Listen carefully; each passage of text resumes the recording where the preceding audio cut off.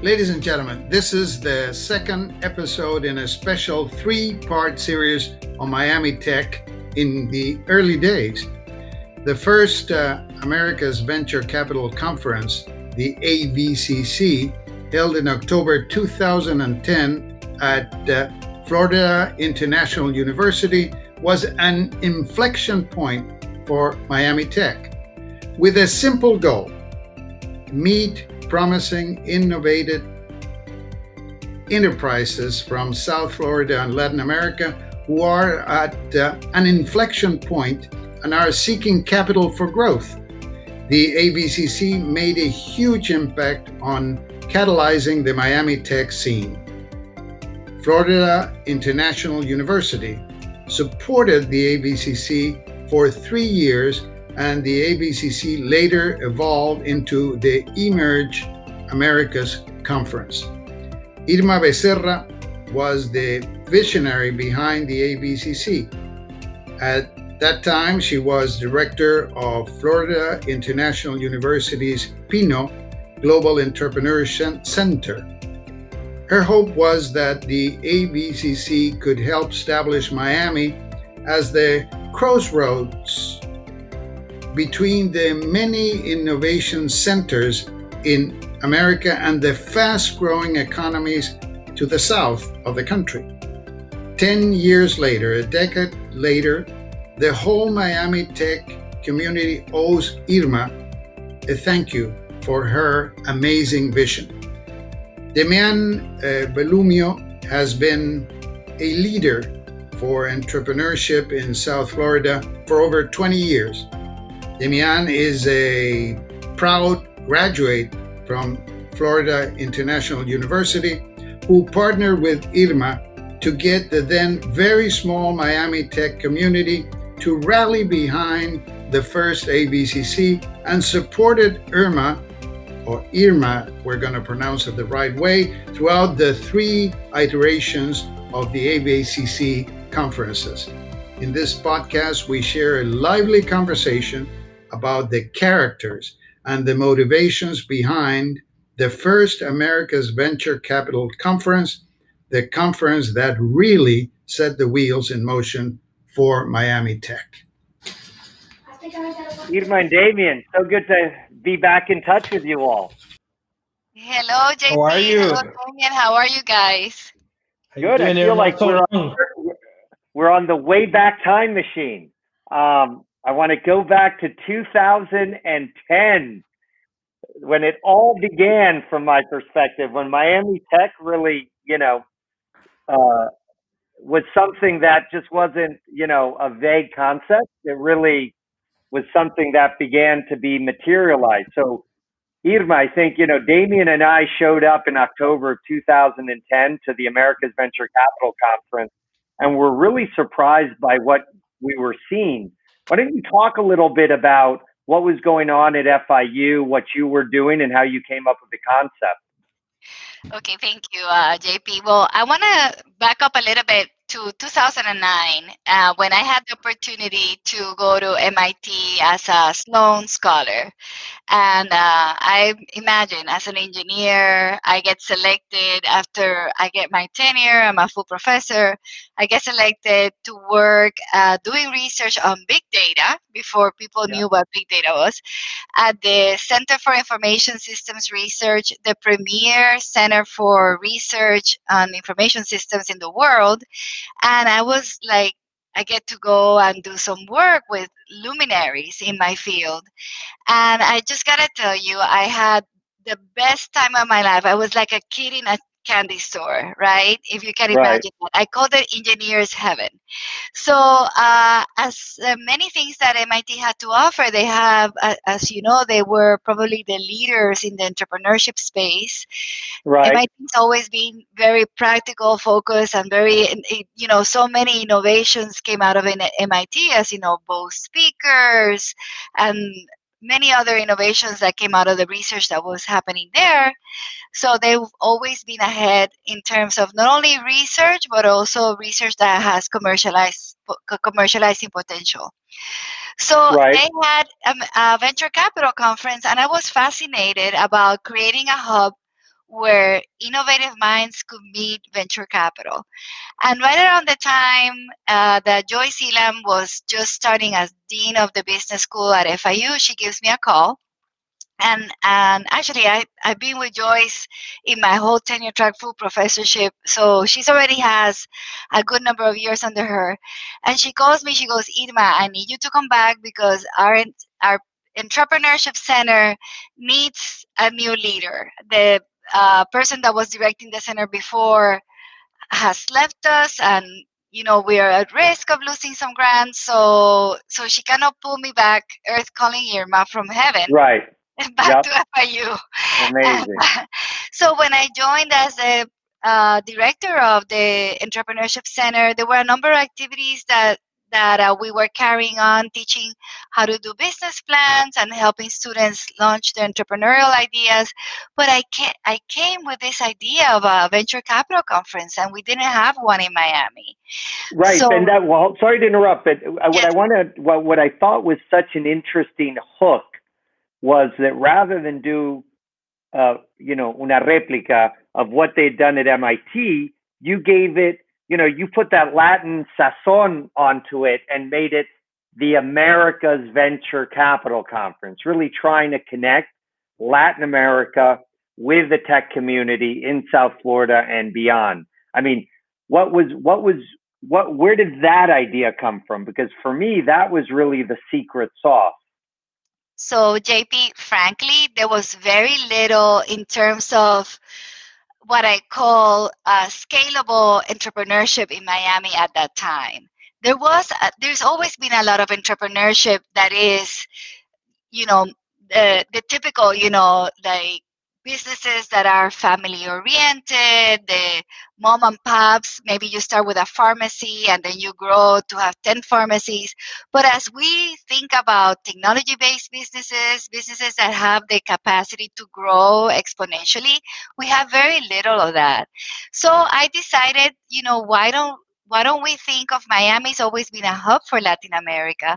Why don't we think as our space, our kind of our backyard, and instead of being just Miami, why don't we expand it and we think about Latin America as being part of our sandbox? And actually, 1 second, hold on. I want to ask Demian something, because Demian, at the time, is that when you had your music business? Because you're one of the OGs, one of the original gangster entrepreneurs here in South Florida. No, as Irma's talking, I'm sort of reminiscing of that time, and almost like, okay, where are we today? I don't think we're that far from whatever 10 years ago. I mean, yeah, we've grown a little, but it's not like we're not this mecca of entrepreneurship, especially high scalable entrepreneurship. And by that time, I already had been building tech companies for 12 years, as of 2010, because I started in 98, 99. And by that time, at that time we had sold the music company to a Grupo Prisa in Spain. So, and prior to that one, I was with Manny at Terramark. So, I already had like, a number of years of trying to do this here in Miami, and it was hard. It was hard when I was at Terramark, very hard. As you probably remember, the whole stories of Terramark. I was there 2002 to 2006. And it was like a tango. It was like a tango where it almost died every 9 months. We had a going concern for like 3 or 4 years. So that was, but it was amazing. It was, I would say it was a great, tremendous experience. And the team obviously went on to do other things. And then I did my startup where I raised $24 million back in 2006, 7, 8. In Miami. Wow. Miami. To start a legal music service. And with the days of Napster. Obviously, probably a decade too early, or maybe less. But obviously a very ambitious idea, and when this whole, with Joyce, this whole idea of helping in AVCC came about, I said, let's do it. And we had a great ride. It was fun. Yeah, exactly. And I wanted to say also that at that time, the entrepreneurial community in Latin America was primarily Me Too's. A lot of Me Too, Right. right? So you had the successful entrepreneurial ideas that took off here in the United States that they would be replicated by Me Too in the Spanish market. And I know, Right. JP, why we went after you is because you had been the legal counsel for a company that was a Me Too, a very successful Me Too in Latin America, correct? That Yeah. actually preceded us. So do you want to tell the audience who that company that you helped launch? Yeah, no, yeah, we had Patagon, and for me, actually, the Patagon.com, which we sold to Banco Santander right before the dot-com crash in 2000. And for me, what had happened was, and a little different than Demian, though, he and I had gotten to know each other in the 2000s, was I came to Miami in 98, 99, and Silicon Beach was happening. I mean, every company that raised significant amount of capital, Submarino, Mercado Libre, Patagon, Star Media, Yupi, etc., we all clustered on South Beach and on Lincoln Road. And it was awesome. And then what happened is that sort of scene disappeared. And then, I met really, ambitious entrepreneurs like Demian in the 2000s, but it felt like, they were having to do it on their own, right? And for me, when you reached out to me and laid out this vision of the AVCC, the America's Venture Capital Conference, I thought, oh my God, it would be amazing if we could do that reconnection, that reboot, where Miami could become a relevant tech hub, not only for the United States, but a center of tech and innovation for Latin America. And so that's really what inspired me. Demian, you had gone to FIU, right? Yes. Yeah, yeah. I graduated 2000 FIU. In 2000. And Yeah. so had you had relationships? Were you in touch with what they were doing at the Entrepreneurship Center? Or were you Yeah, I fairly think just doing your own no, thing? I was very close to Joyce Elam, who was the dean of the business school, and I was part of a number of boards.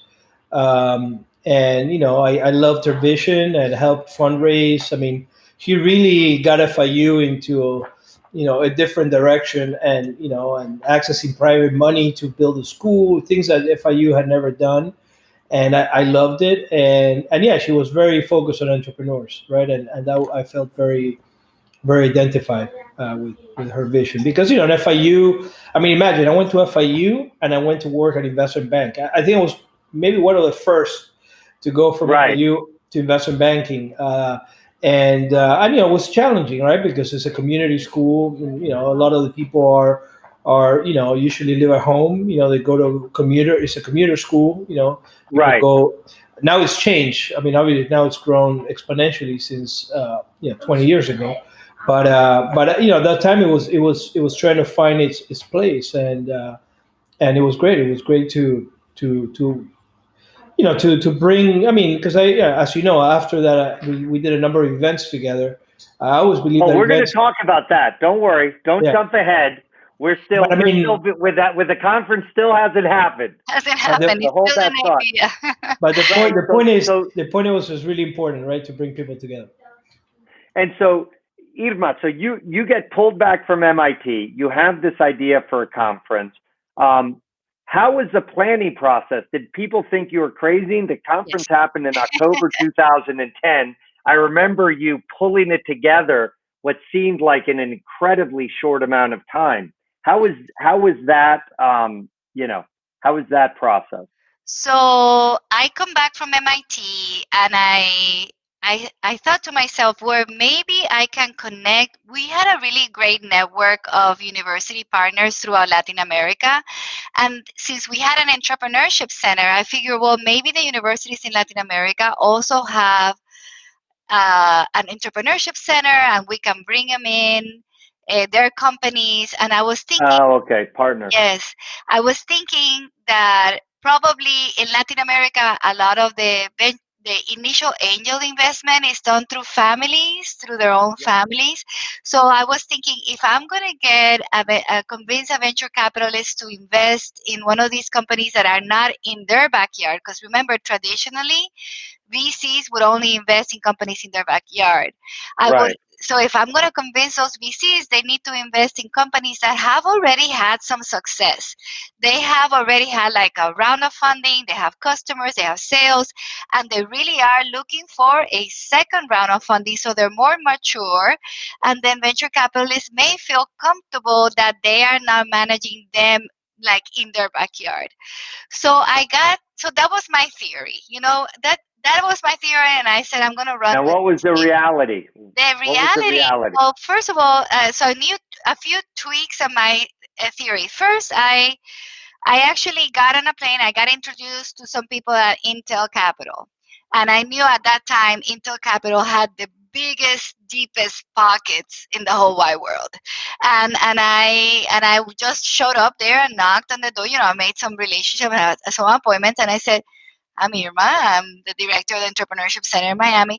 If I bring companies from Latin America that are looking for a second round of funding, would you be interested? And the truth is that everybody in Silicon Valley loves Miami. And apparently the reason is because they would always tell me Miami has great cars. We love the cars. Oh my Miami. God, that's amazing. So, and then if you think about it, it's a quick trip. It's what, 5 hour trip. But then for them, the thought of being able to source a company from Chile and not having to trek all the way down to Chile, right? That's a Right. bigger proposition. That would be 18 hours, right? Maybe from San Francisco to Chile. I'm trying to think.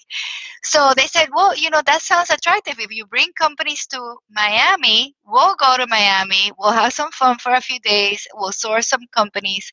And I think I will be interested. So once I got Intel to say yes, I contacted my partners in Latin America, but I came to find out that they really didn't have this type of entrepreneurship center that I envisioned. So I was like a little bit at a loss in terms of, I did identify some companies early on, like Open English from Venezuela, Right. and they were one of the first ones that signed up for the first America's Venture Capital Conference. But in order for me to really source the other companies, the other piece of the puzzle was Endeavor, which is Endeavor New York, and the network that Endeavor had in Latin America. So I went to New York City. I met with the founder of Endeavor, Linda. I said, Right. Linda, I'm doing this venture capital conference. Intel Capital has already said yes. Would you bring your companies from Latin America? So she said, sure. So we hooked up with the Endeavor, with this a network that really promotes entrepreneurship in Latin America. They help source the talent from Latin America, and we created this competition. So, so any company that will come, there were prizes to be had, first, second, and third prize. I remember $10,000. Tres Mares Corporation put the first $10,000. But not only that, the opportunity to meet somebody that would fund your company. And at the first AVCC, actually made the match between Flybridge Capital and Open English, and they were our first poster child for a. No, that's amazing. Yeah, Boris Irmas and Fakiri Diaz and Tres Mares and obviously Open English moved to Miami and went on to raise $100+ million in Miami and sort of showed that you could raise significant amounts of capital from Miami. Obviously, people like Demian had done it before, but Open English, especially since it started in Argentina, really captured a lot of excitement. Demian, do you remember leading up to the first AVCC? Were you excited? Were you, Well, I think one of my jobs was recruiting speakers, right, Irma? I mean, you used to send me all over the place, and I was actually just Googling, searching through my emails, all the speakers that we had, and so many names that then became. Yeah, give them up. Come on, don't hold back. Well, so here I have, I think 2012, I think it was here. That was We the had third one. That Yeah, was our the third third AVCC. conference. yeah, Yeah, but we had remember Ari Trasdal that he lives in Wow. Miami. He went to sell his company for $500 million. Happy investor there. We had Pedro Torres, who's my partner at the VC fund, Quotidian. He'll be on the podcast next week. He will? Okay. Yep. Z Kane, remember Z from the Next Web? I have here. Oh, sure. Jose Maria Blanc for Intel, remember? That, Wow. yes. He stayed in touch with us for many, many years after. Yeah. Who else I have here? Ola. I think we had Ola and Martin Varsavsky. Wow, Martin Varsavsky, who also moved to Miami for. He also moved to Miami. Actually, yeah. A lot of people that probably this was the first touch point with the tech community ended up moving to Miami after. And Demian, we also, I don't know if you remember, we had a session for women entrepreneurs because we recognized early on how difficult it was for women to raise funding. And we got Bev Clicquot, one of the oldest entrepreneurs in the world, the widow of Clicquot. The company lives on in her honor, and they sponsored that breakfast at the Billmore right before the conference started for women entrepreneurs. So we had a lot of that's amazing. Innovative ideas in their own. Yeah. And how did you, Irma, before you went into the conference, so much of life is managing expectations. Within FIU, what were you sort of thinking success would mean? What was your KPI? Was it people attending? Was it getting good press? Was it getting companies funded? What made you decide? I mean, obviously you ran the AVCC for 3 years, amazing. And then later it sort of, merged into a merge. How did you sort of decide year to year? Yes, it went well. It can grow. Let's keep doing it. What was your sort of rationale there? So first of all, one of the things is I think I was one of these entrepreneurs as the kind of inventor of AVCC that started on a shoestring budget, like $5,000 is all I had to do the marketing. Wow. And then so I for me, the key to success in launching AVCC was identifying the team that helped me put it together. And JP, I remember we used to meet at your office. I don't know if you remember. Oh, yeah. You would, beautiful. You were with Greenberg at that time. So we would meet at your office and you would offer us great refreshments, by the way, in your office overlooking the bay. And we just had a team that was really committed to the idea. And I think that the secret to the success, making it happen, was that we just had this vision. It made sense to us. It didn't. A lot of people were mad at me. Why are you doing this to us? It's so hard. And how are we going to do this marketing? I'm like, guys, we'll figure it out. Like internally, it felt like a big stretch for us to do. But then we had the first time that we did the conference, we had it on campus. I remember we were praying that we wouldn't have a hurricane around that time. I remember. Great weather. But then for the second year, we said we're going to go to the Biltmore. And we actually set up even a bigger goal to have even a more, a feel a little bit more, special, like the Biltmore, an iconic location for Miami, right? It means so much for us, for people that know the history of Miami, how it got started. So we said, let's go at the Biltmore, and then it became something even more elegant. And I think even later on when Manny took over, after I did it for 3 years, and then I moved into another position as vice provost, and then Manny continued it. Then it changed again into more a technology conference. But I'm so happy that it was able to live successfully and to really kind of take a new, let's say, persona with emerge later on. Yeah. Well, it was so interesting talking, and the third part of this series is a conversation with Matt Hagman and Nancy Dahlberg,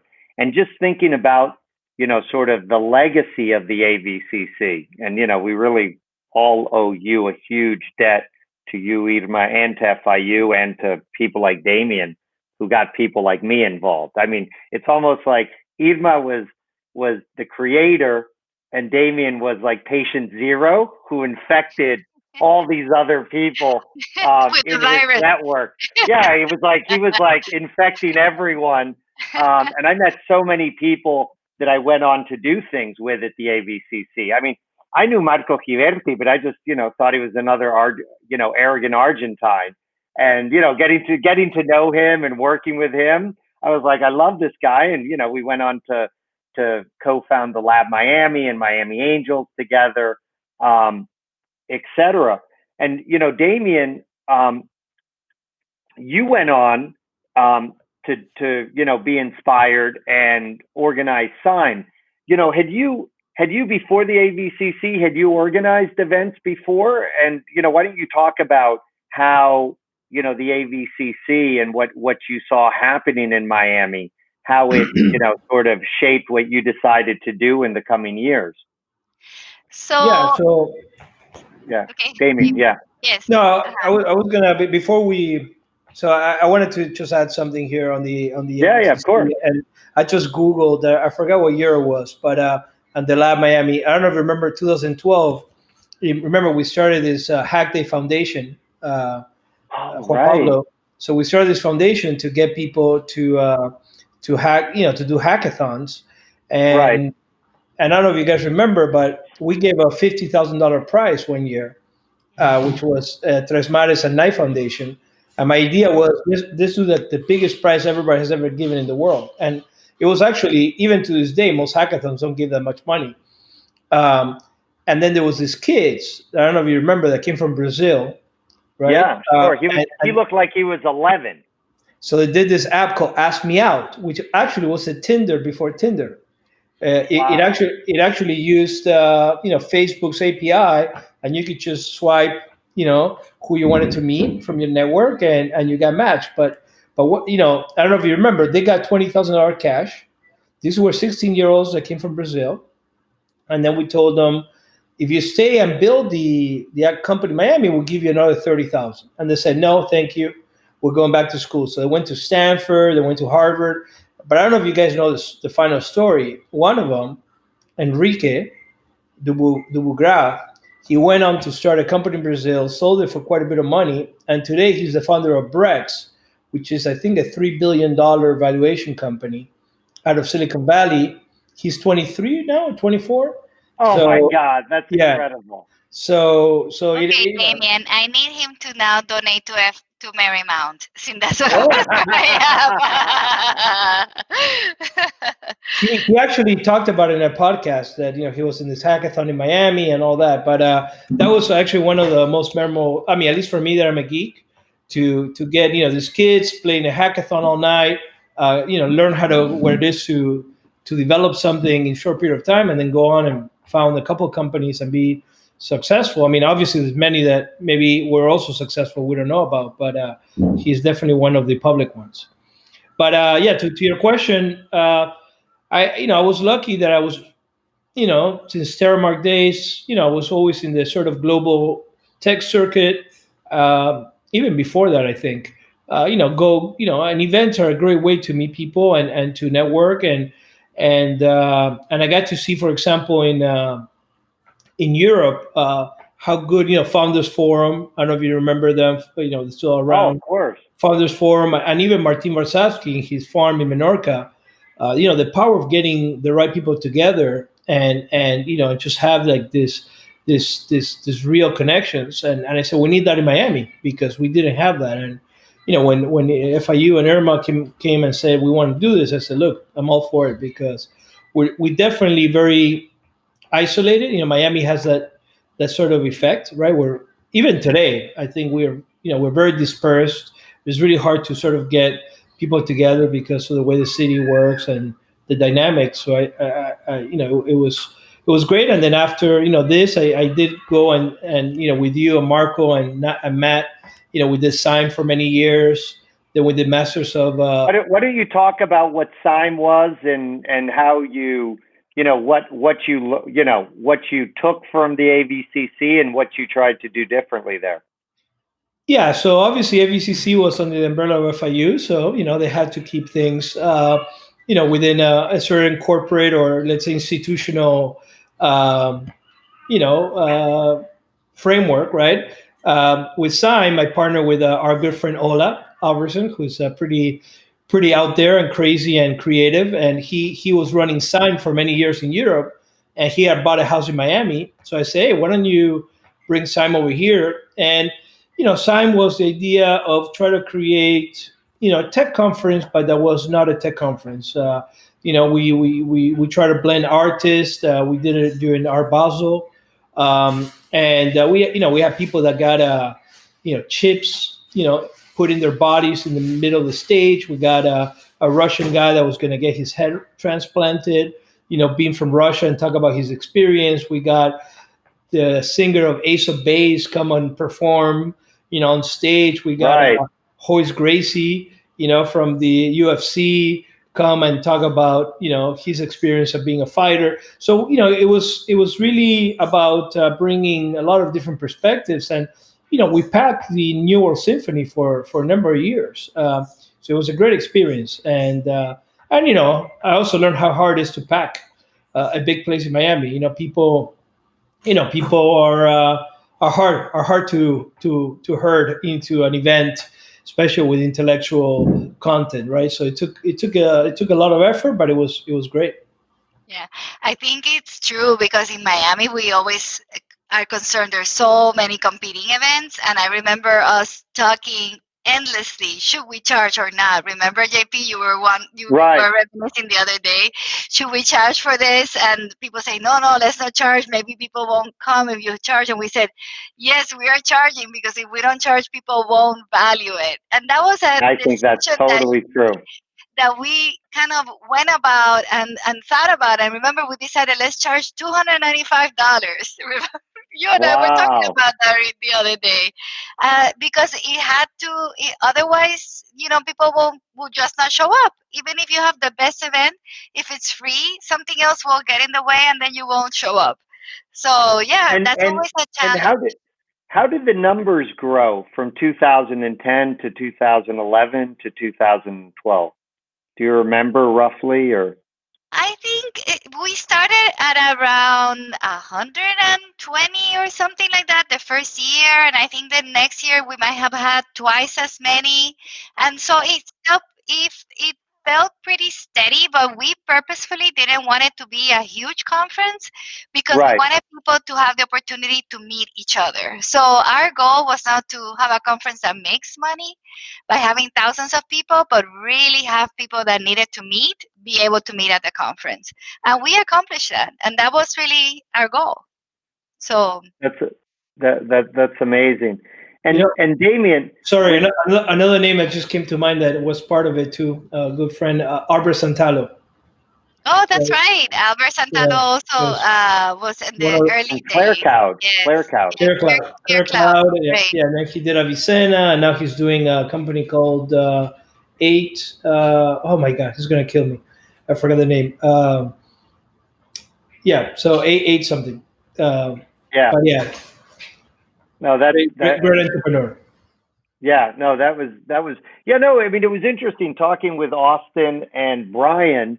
Their whole point was in the tech scene in the 2000s was, just trying to help people find their tribe, right? That, this was obviously, they were doing this before Facebook and before social media was what it is today. And it was very hard for people in tech to sort of connect and get to know each other. And so you had Refresh Miami that was, sort of connecting the real sort of hardcore techies, kind of people. And then the AVCC for me was sort of the first time I saw somebody, and Irma in this case, and obviously with your support, Demian, matching investors and entrepreneurs and really trying to, be a meeting place, as Demian, you described it, in a little bit more institutional kind of environment, not serving pizza for lunch, not going all night at a hackathon, doing things, a little bit more, quote unquote, institutional or investor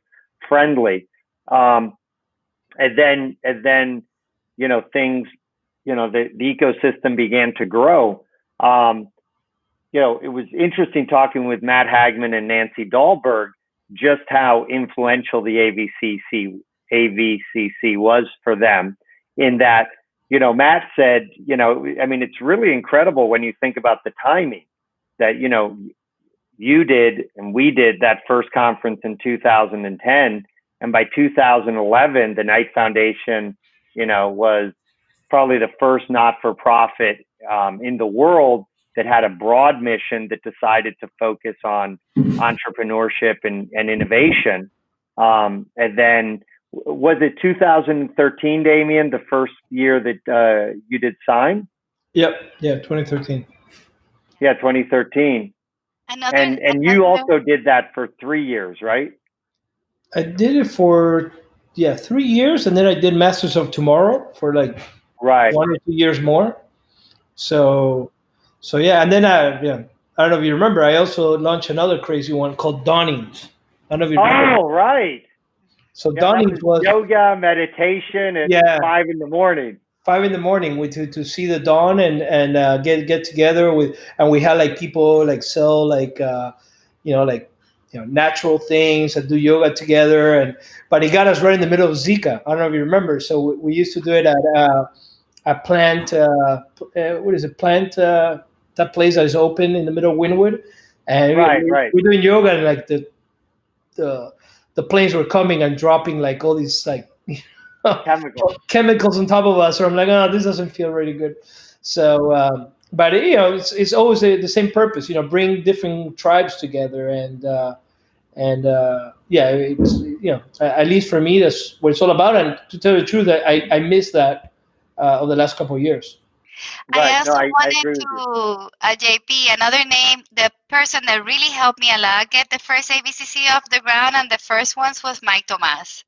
Mike Tomas, I don't know if you remember him, but he was also with Avicenna, and he was a FIU alum, and he was probably one of the first people that helped me round up the troops, if I may, in terms of putting the first team together. I don't know if you remember him. Yeah, I do. To remember all the people in the first team. Yes. Yeah, no, that's incredible. And then what, as and it's interesting because I definitely am a believer that, you do things 2, 3, 4, 5 years, but it's very hard, every year reinventing. I mean, I remember the first year at Sign, Demian, like, I'd never been to a conference like it. It was just incredible. I mean, I remember instead of having a check-in desk, you had people walking around giving hugs. Yeah. And just, it was like these random acts of kindness. And then there'd just be in the middle of a coffee break, you'd have like a breakdance group just come in and get everyone dancing and just massage chairs right in the entrance. Right. But then, what happens is it's super te descoloca. And then, the next year you sort of know what to expect. A little bit like Burning Man. No, it was hard. It was hard every year to come up with new ideas. I mean, it got to the point, I don't remember. We used to do like this music production with 360 animation and live band with, like symphony playing. And it was like, what else do I do next year? And it wasn't like we had a huge budget because, I mean, thanks to Matt, I mean, he gave us the bulk of the support, and, we didn't really sell, we sold tickets, but it really didn't cover the expense. So we ended up almost losing money every year, but it was fun. I could not have done that at FIU. But that's what's so interesting to me is that the AVCC sort of showed the way, and then somebody like Demian, took an element of it and ran with it, and then we loved, what you were doing, and we ran and started the Lab Miami and Miami Angels to connect people in a certain kind of way. And so you did it for 3 years. How did it feel? I mean, were you thinking you were going to do a 4th year, or did you sort of think, okay, this is played out, I've helped write the history of Miami Tech, and I'm going to focus on something else? The AVCC? Are we talking about the AVCC? Yeah, with the AVCC. Yeah. So I actually happy to lead the effort for those 3 years, but then I was offered a new position in administration, so I decided I would find someone to take it on. Yes, and that became Emerge. Yeah. And that became Emerge, and so was that. And I mean, if you think about it, I mean, Emerge, took sort of the concept of the AVCC and obviously began to do it at a different scale and a different, kind of way. So look, what I want to also do is, I'm sure, in the few minutes that we have left, I'm sure people would love to hear. It's almost like, where are they now? So Irma, where are you now? What are you up to? Well, I'm president of an excellent university, Marymount University in Arlington, Virginia. Happens to be that we have a new neighbor called Amazon HQ2. They also moved here soon after I did. So I'm actually looking forward to the opportunity, who knows, to call you guys and see if you want to do AVCC all over again, 2.0, Wow. here in 2.0, that would be absolutely amazing. We'd love to help you and love to, get that going. Though I will, one plug for Miami Tech. Last year, we had more venture capital activity than Washington, D.C., which was pretty amazing. I think that's going to, once Amazon makes its, feeling, its presence felt in Arlington outside of Washington, D.C., I suspect those numbers are going to change. But, absolutely. I'll be looking for you guys so we can start AVCC all over again. Maybe we call it Global Venture Capital Conference, GVCC. Yeah. How about that? I may be too old to, connect with all my friends in China. Well, look, we'll have to leave that for the next time. Irma, Demian, it's such an amazing pleasure and honor to reconnect with you guys. I have nothing but gratitude and thanks to you all for everything you did. So Irma, you were a trailblazer. I want you to know, here in Miami, we miss you. We love you. We appreciate everything you guys did. So thanks again. I really appreciate it. Este fue otro programa de Aquí y Ahora, auspiciado por PAG Law, especialista en Venture Capital. Hasta pronto.